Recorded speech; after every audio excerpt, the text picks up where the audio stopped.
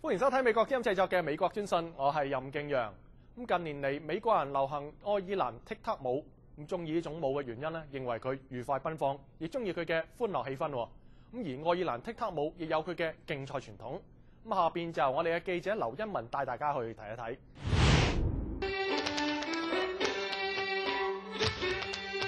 愛爾蘭踢踏舞劇嘅表演，從獨舞到群舞，由軟鞋到硬鞋，佢以輕盈獨特嘅舞姿，仲有好似江河般奔騰嘅氣勢，震撼咗全世界嘅舞台以及觀眾嘅心。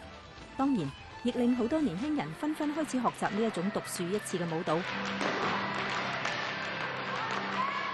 柯爾肯先生係柯爾肯愛爾蘭踢踏舞學校嘅創辦人。The only reason why it's gotten popular is more exposure, more advertisement, more people are just open to it. Wow, this is out there, and the kids see it and they're like, wow, this is incredible. Listen to that music. Listen to what they're doing with their feet. This is a fun thing. Let's all try it. And everyone kind of jumped on the boat. 走入位於馬里蘭州銀泉市嘅柯爾肯愛爾蘭踢踏舞學校。耳聽到嘅係輕快嘅愛爾蘭舞曲，眼睇見嘅係一群由10至18歲嘅年輕人，正在勤力咁練習住愛爾蘭踢踏舞嘅舞步。The characteristics we try to bring out and teach the children and to the adult students that we have is the idea that we have to listen to the music. Timing is the most important thing. After that, we talk about foot placement. Heels in, toes out, cross your feet. Always dance up on the balls of your toes. And then for the solo dancing, we want to have upper body control. 愛爾蘭踢踏舞嘅歷史最早可以追溯到公元1600年，期間融合咗歐洲其他國家嘅舞蹈特點。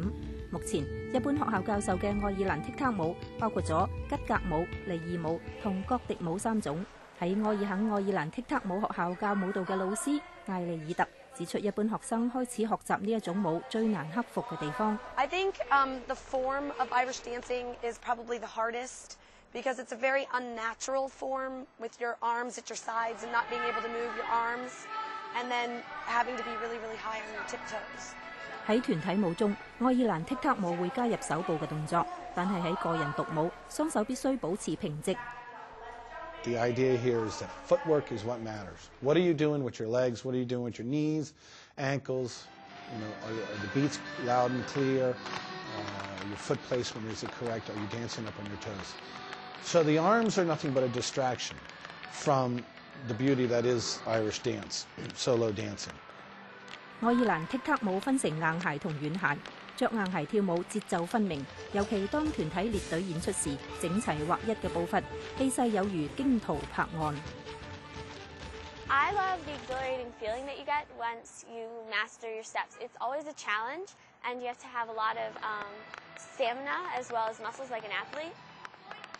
而着軟鞋跳舞就體態輕盈靈活，好似蜻蜓點水、蝴蝶穿花。I like soft shoe a lot because of how much lift you get, and it's kind of like you're flying.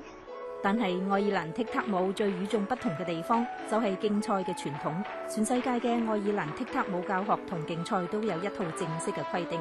喺北美洲，包括美國同加拿大，分為7個區域，接受北美愛爾蘭踢踏舞協會嘅指導。而呢啲正在練習嘅學生係喺柯爾肯學校選出參加北美愛爾蘭踢踏舞南區錦標賽嘅選手。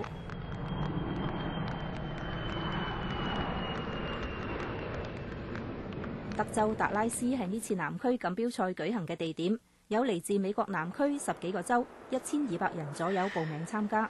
南區錦標賽嘅負責人不頓話。When a person judges or adjudicates is what we call it in Ireland, you're looking for a couple of very basic things. First is timing and rhythm, making sure that the dancer actually dances with the music in proper beat.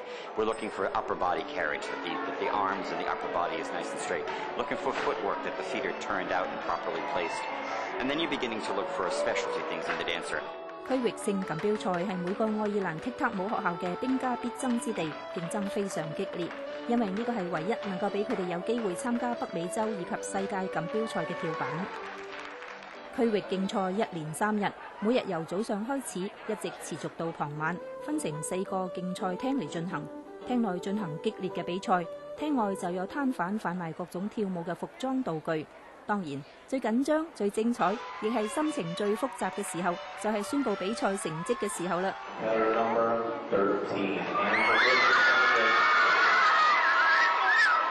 愛爾蘭踢踏舞競賽嘅激烈，超乎一般人嘅想像。無論入唔入到圍，當輕快嘅愛爾蘭舞曲伴隨住令人振奮嘅踢踏舞步跳躍起嚟嘅時候，即使你唔係世界冠軍，帶嚟嘅歡樂氣氛都係冇分別嘅。記者劉欣文喺華盛頓嘅報導。好啦，欣賞過別樹一幟嘅愛爾蘭踢踏舞之後呢，咁啊結束咗呢個禮拜嘅美國專訊。我係任敬揚，我哋下星期再見。